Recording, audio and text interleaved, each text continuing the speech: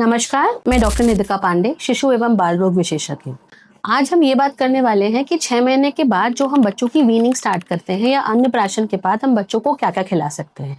ना जाने कितने मिथ और कितनी सारी भ्रांतियां हैं इस बारे में कि हमें क्या खिलाना है और क्या नहीं खिलाना है, जिसकी वजह से आमतौर पे बच्चा हमारा या तो कभी कुछ ऐसा खा लेता है जिसकी वजह से चीजें और हेल्थ बढ़ जाती है, या कुछ ऐसा खा लेता है जिससे उसका पोषण पूरा नहीं हो पाता। तो आज हम इस बारे में कुछ रोशनी डालेंगे।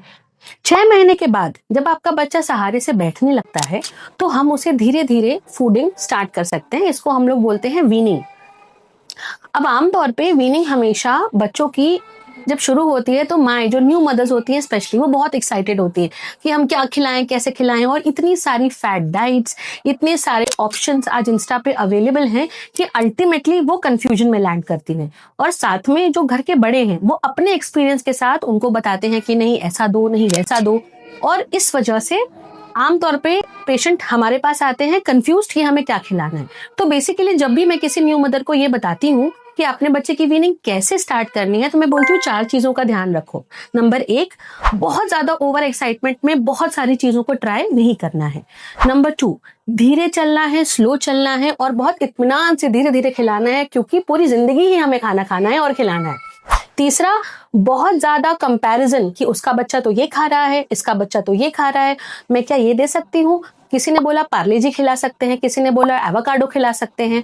नहीं, आपको बहुत ज्यादा कंफ्यूजन में और कंपैरिजन में नहीं जाना है। और चौथी चीज, बहुत ज्यादा इंस्टाग्राम गूगल सर्चिंग नहीं करनी है। अपने पीडियाट्रिशियन से बात करके एक प्रॉपर डाइट चार्ट उसके वेट और हाइट के हिसाब से आप बनवा सकते हो।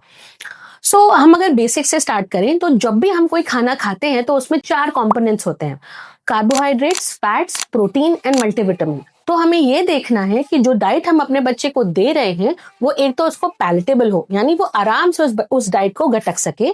दूसरा, वो डाइट आपके इन 4 कंपोनेंट में भरपूर मात्रा में प्रेजेंट हो।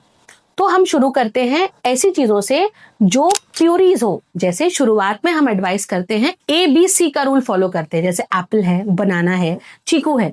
जो मीठे फल हैं, जो नेचुरल शुगर्स हैं, वो शुगर के टेस्ट से बच्चा माँ के दूध का जो मीठापन है वो रिलेट करता है, इसलिए आमतौर पे बच्चे फ्रूट प्यूरीज रिजेक्ट नहीं करते हैं। तो हमें कुछ अगर उनसे मिलता जुलता देंगे तो हमारी खाने की जर्नी बहुत ही सक्सेसफुल रहेगी।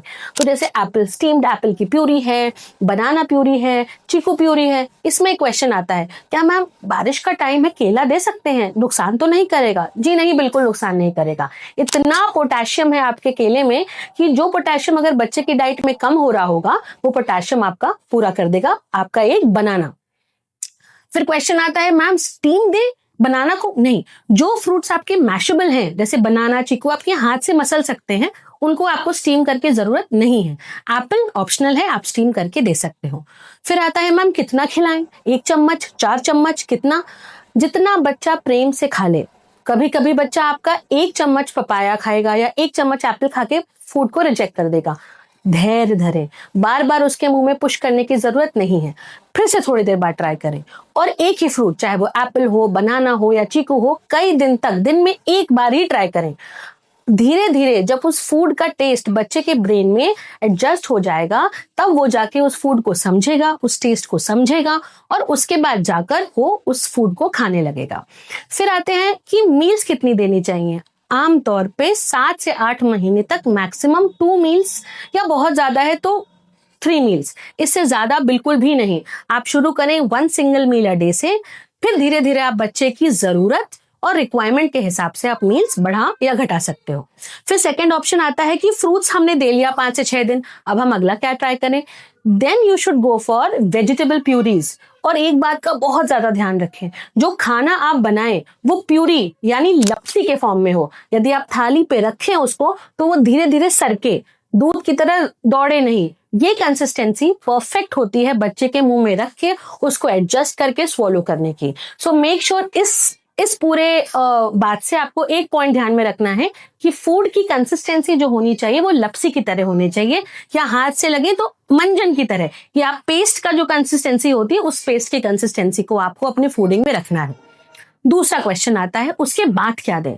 आप कद्दू प्यूरी है, लौकी प्यूरी है, या घर में आलू बना है, आलू मैश करके दे सकते हैं। ये आपका सेकंड स्टेज ऑफ फूडिंग होना चाहिए। मतलब 3-4 दिन तक आपको वेजिटेबल प्यूरीज में ज्यादा कॉन्सेंट्रेट करना है, ताकि बच्चा उस टेस्ट के, मीठे के बाद अब इस टेस्ट के साथ अडेप्ट हो।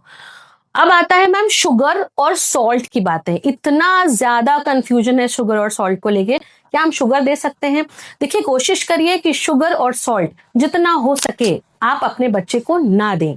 शुगर तो स्पेशली, या वाइट चीजें हैं जैसे मैदा है या वाइट चीनी है, इनका प्रयोग आप कम से कम 2 साल तक थोड़ा सा रोक कर रखें। यदि आपको शुगर में देना है तो आप डेट्स, अंजीर, मुनक्का या किशमिश, इनका प्रयोग करके आप अपने, या फ्रूट्स की जो मिठाई है उससे अपने प्रोडक्ट को मीठा कर सकते हैं। रही बात सॉल्ट की, तो बहुत ऑप्शनल है। कोशिश करें 9-10 महीने तक सॉल्ट का यूज ना करें। उसके बाद धीरे से आयोडाइज्ड सॉल्ट आप यूज कर सकते हैं। सेंधा नमक के उसमें बिल्कुल नहीं जाइए, उसमें आयोडीन नहीं होता है, तो इससे आपके बच्चे को नुकसान ही है, फायदा नहीं।